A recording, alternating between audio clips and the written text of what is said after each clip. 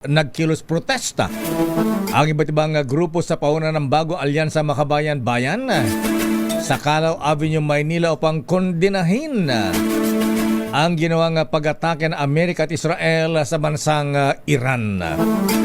Ayon kay Mong Palatino, Secretary General ng Bayan, hindi makatwiran na aksyon ng Amerika dahil sa dami ng sibilyang nadamay. Lalo na ang mga OFWs na maaring maipit sa gulo ngayon. Naipit na nga sila. Dahil dito kinalampag ng grupo ang pamahalaan na ipatigil na ang presensya ng base militar sa ilalim ng EDCA, Enhanced Defense Cooperation Agreement, alisin ang mga missile sa bansa at pawiin ang mga sundalong Amerikano.